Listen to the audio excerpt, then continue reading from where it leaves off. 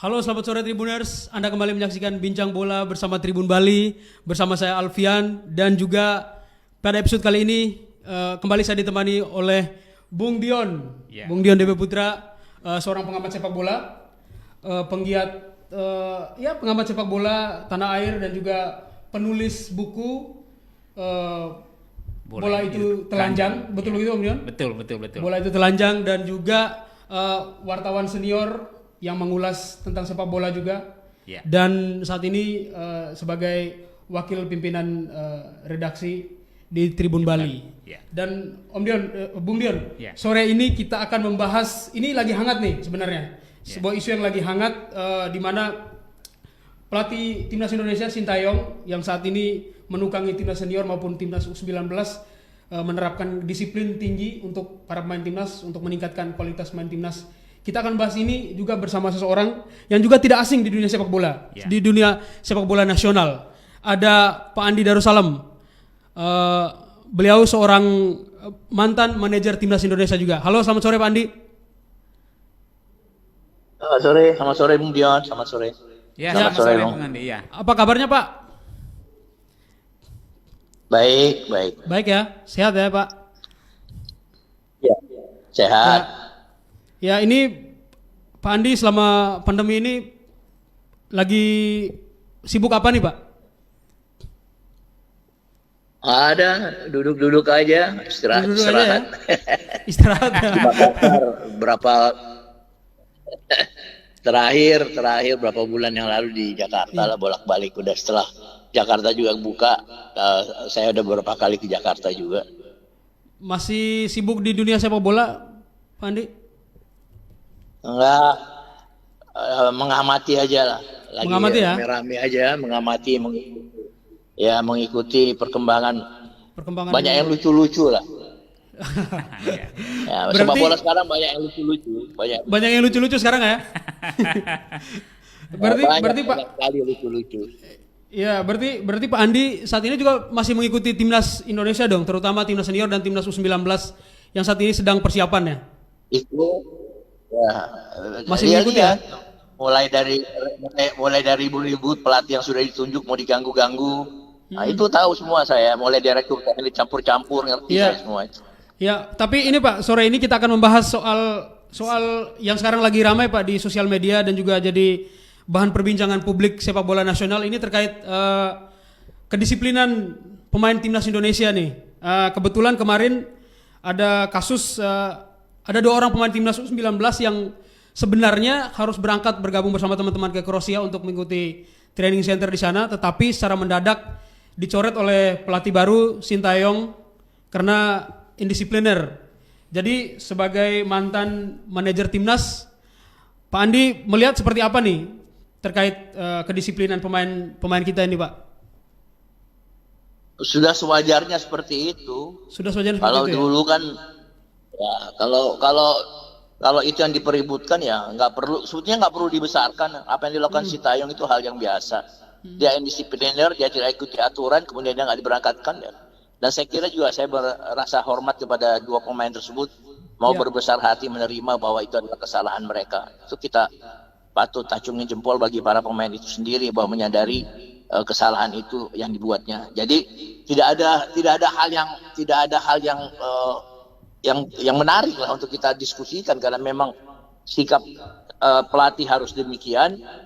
Kemudian sikap pemain yang menerima berbesar hati itu adalah sesuatu yang saya kira kita hormati masing-masing lah. Tapi sejauh yang Bapak amati saat masih menjabat sebagai manajer timnas Indonesia, sejauh yang Bapak amati bagaimana sih kedisiplinan pemain-pemain kita, Pak? Ya, selama saya tangani juga itu pernah terjadi. Pernah terjadi pada waktu final round Piala Asia.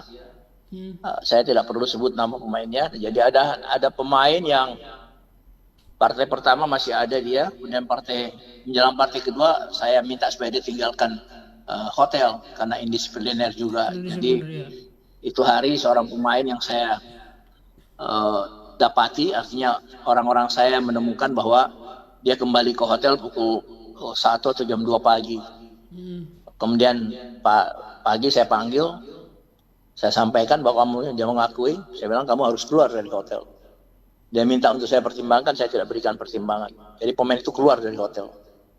Ya, itu, tapi cara saya tidak pergi saya besar-besarkan bahwa saya melakukan indisiplin. Saya lakukan itu sendiri.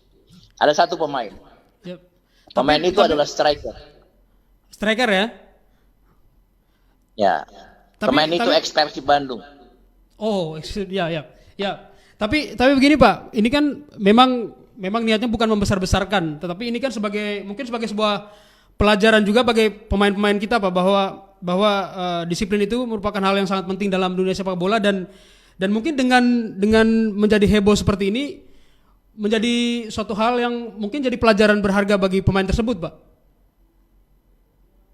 Ya, sebetulnya pemain-pemain kita cukup disiplin lah dari dulu, apa yang saya perhatikan. Cukup mereka disiplin, juga cukup ya. disiplin. Mereka mengerti sanksi apa yang mereka akan dapatkan kalau umpamanya mereka melakukan.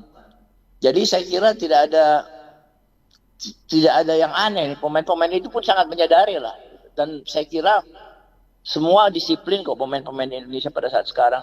Selama saya itu dari tahun 2000-an ada di sebagai manajer tim nasional Indonesia, kemudian berlanjut kepada yang lain-lain, tidak pernah ada lagi yang tidak disiplin pemain-pemain itu sendiri lah.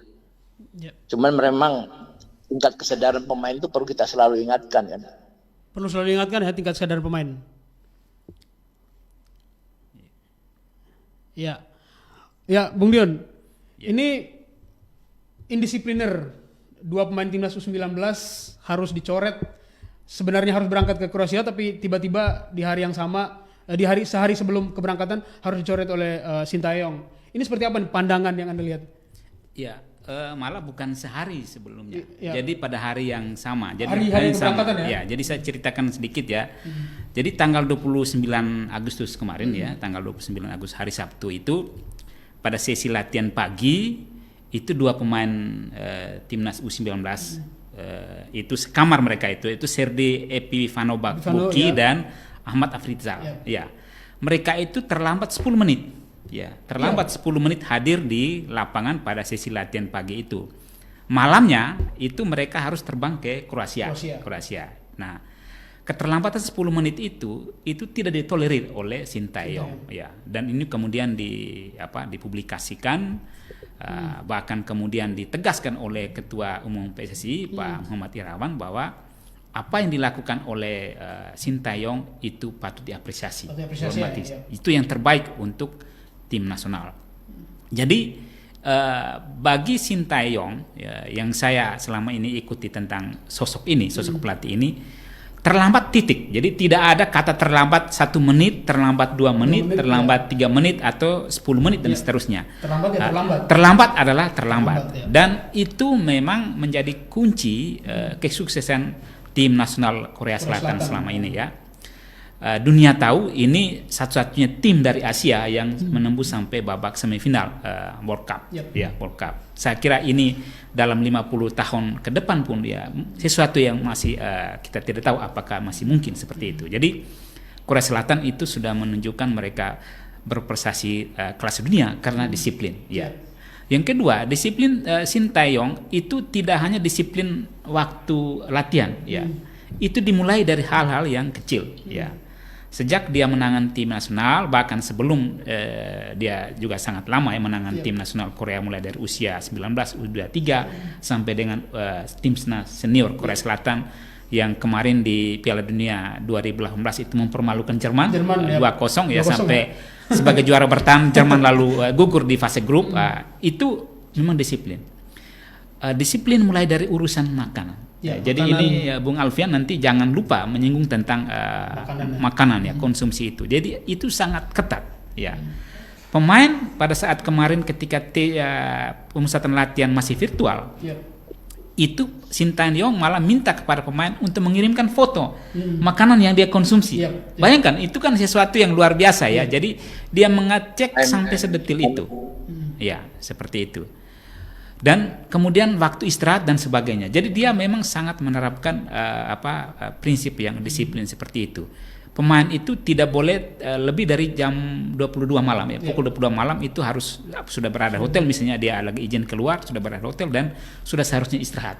Ya, istirahat yang kualitas istirahatnya bagus. Sebab dengan demikian ketika mulai sesi latihan dia memiliki kebugaran dan bisa mengikuti program yang sudah dia siapkan. Jadi itu kunci dari Sintayong dan itu kita memang mengharapkan. Jadi apa yang dia sampaikan kepada publik itu menurut hemat saya itu sesuatu yang positif, menjadi pembelajaran untuk semua. Seperti tadi Pak Andi katakan juga, memang ini bukan hal yang luar biasa, tetapi publikasi kepada masyarakat juga kepada pemain lain itu sebagai pembelajaran sebagai pembelajaran. Itu kuncinya. Ya, Bung Dion dan Pak Andi, kita jeda dulu sebentar. Baca berita selengkapnya di www.tribunbali.com, baca juga koran Tribun Bali, dan jangan lupa follow, like, komen, dan share Facebook, Instagram, dan YouTube Tribun Bali.